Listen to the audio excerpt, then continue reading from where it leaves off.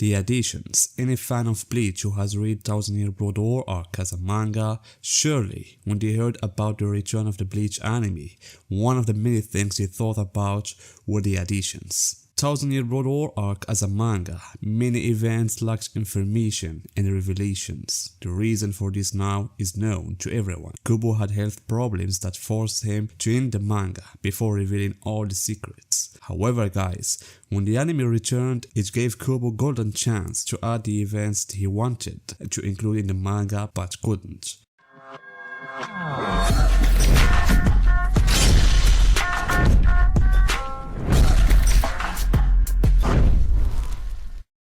So guys, in this video and before the release of the third part of the second season of Bleach, I decided to present to you all the significant additions by Kubo in the first and second parts that were not in the manga, some of which will have a major impact on the remaining third and the fourth parts.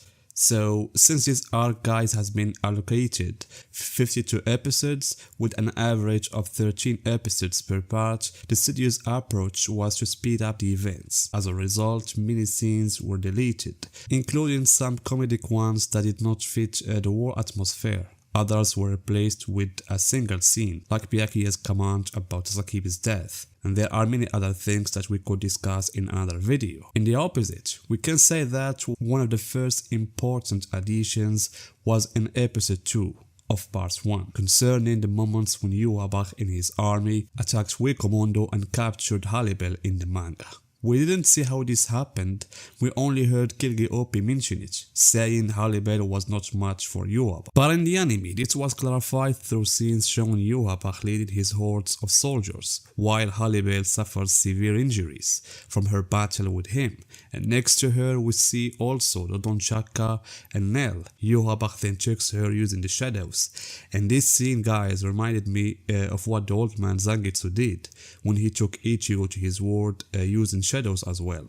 That was the first addition. The second addition, guys, I see it one of the biggest additions in this season, and it paves the way for a major revelation about Yuryu. And this addition, guys, about Yuryu was something that I had hoped for since this arc was revealed as a manga, and it was revealed that the Wanderreich were Quincy's. I kept asking myself, why didn't Kubo show Yuryu's reaction to the Wanderreich, especially since he thought that he and his father were the last remaining Quincy's.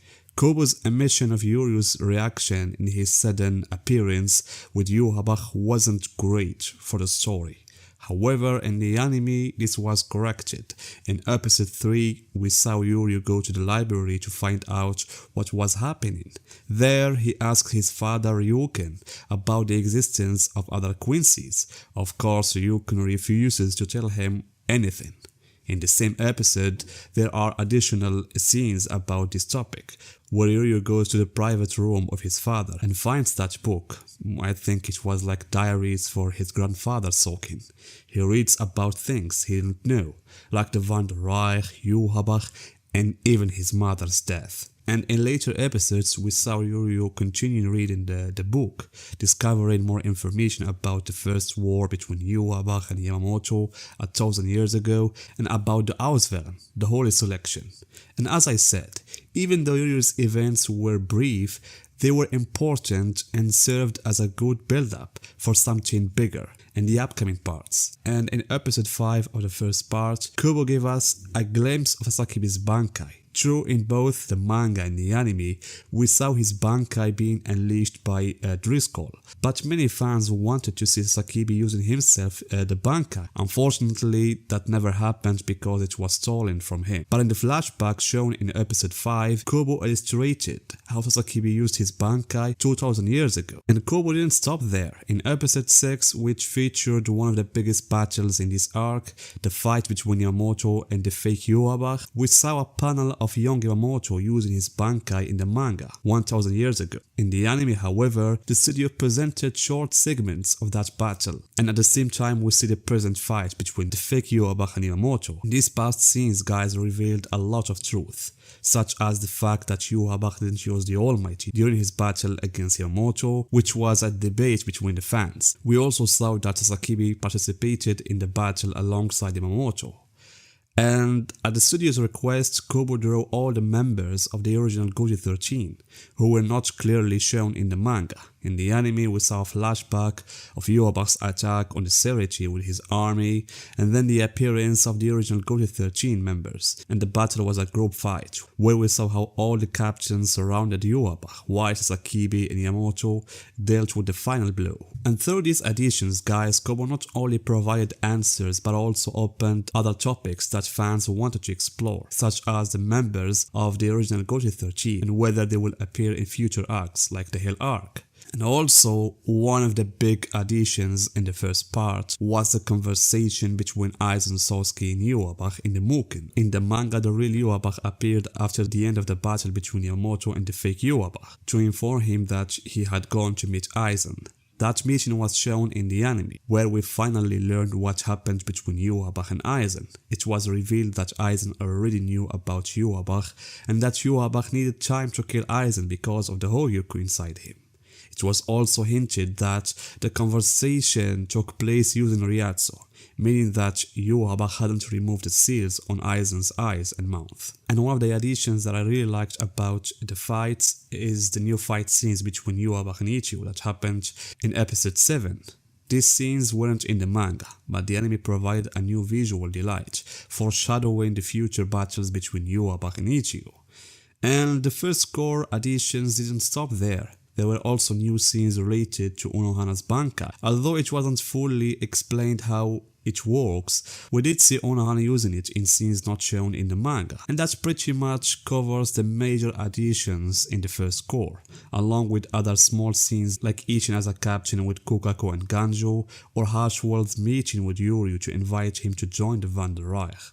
Now guys, let's move on to the additions in the second core. In this core guys, there were even more important additions. From the beginning, the studio presented a new interpretation of Yhwach's birth. We saw new scenes of Yhwach being born from a mother and how he grew up into a boy, resembling the fake Zangetsu before becoming the Yhwach we know. And there were also a new addition about Yhwach's meeting with the Sternritter to announce Yuryu as his successor. The anime's presentation of this was much better than in the manga, where we saw the elites next to Harshwald and Yhwach speaking to them in a way not shown in the manga. And in the second core guys, the studio and Kubo also focused more on Yuryu during his meeting with Yhwach, where he was given the letter A. We saw a scene of young Yuryu at his mother's grave, where Yuryu mentioned that he learned about the secret of being the only survivor through the book of his grandfather. The same episode guys knew one of the most significant additions to the story,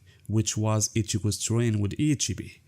And this training is supposed to be in the manga, because Ichigo trained with Kirinji, Hikafune and Nimaya, so we should have seen what happened when he went to Ichibi in Chuchari. Kubo wanted to include this training in the manga but couldn't, so the anime provided a chance to show what happened between Ichigo and Ichibi. Second core also saw the appearance of new Bankai not shown in the manga, Hiraku's Bankai. Hiraku's Bankai guys appeared in a novel, and what was described there is that it's only effective for sweeping away soldiers. And this is exactly what we saw in the anime. Hiraku used the Bankai against Quincy foot soldiers. And in episode 5 guys, there was also an important small addition concerning Soken Ishida.